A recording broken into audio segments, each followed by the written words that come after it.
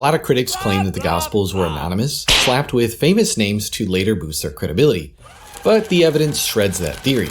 From historical consistency to early church testimony, it's pretty clear. These weren't anonymous works cooked up by fanfiction enthusiasts. Sure, the Gospels don't start with, "Hi, I'm Matthew," but just because the authors don't introduce themselves doesn't mean their names weren't known. Scholar Martin Henkel notes that titles like "According to Mark" were likely added before the first century ended. Well, why is that?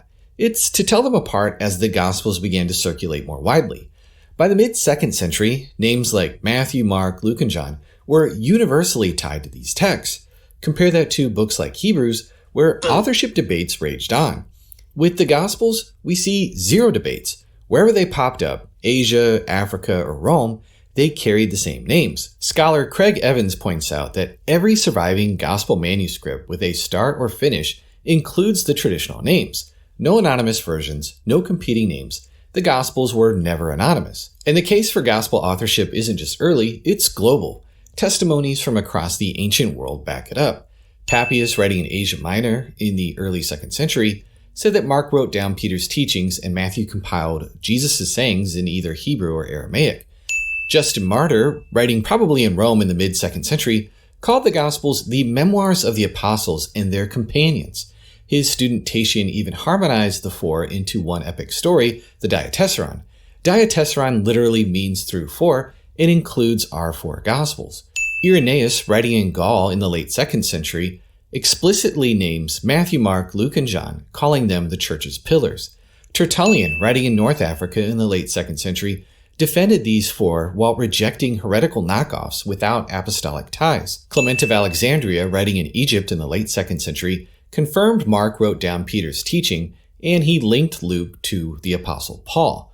Then there's the Muratorian Fragment, an early canon list that was written in the late 2nd century. It names Luke as Paul's companion and John as the author of the fourth Gospel. So this isn't a regional fan club hyping their favorites. It's a worldwide chorus, all pointing to the same four names. And the early church didn't just shrug off forgeries. Apostolic connection wasn't optional, it was absolutely mandatory. The Muratorian canon called a fake letter of Paul to the Alexandrians and the Laodiceans, saying, "It is not fitting that gall be mixed with honey." Translation, keep the fake junk out. Serapion of Antioch rejected the Gospel of Peter for falsely using Peter's name. A presbyter who forged the Acts of Paul in Thecla was defrocked. Even a bishop who faked 3 Corinthians out of love for Paul also got booted. And Tertullian mocked Marcion's anonymous gospel, quipping that a document without a credible author doesn't hold its head erect.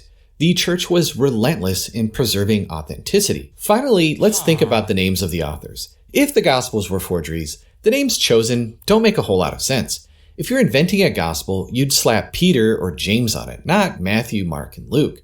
Mark was not an apostle. The guy ditched Paul and Barnabas mid-mission and may have caused their split. Luke was a Gentile non-eyewitness and Paul's companion. Why pick an outsider when you could have gone with an apostle? Oh, and by the way, his gospel was certainly no mystery to Theophilus, the very person it was dedicated to. Finally, there's Matthew, a tax collector. To Jews, tax collectors were traitors, Rome's lackeys. If you're fabricating a gospel, why would you use his name?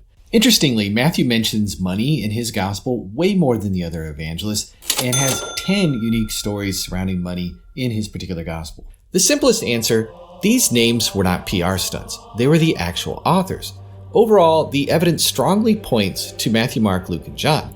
Now, I'll be diving more into the evidence in future videos for the traditional authorship, and I'll also be considering objections. So be sure to subscribe and stay tuned. Thanks for watching.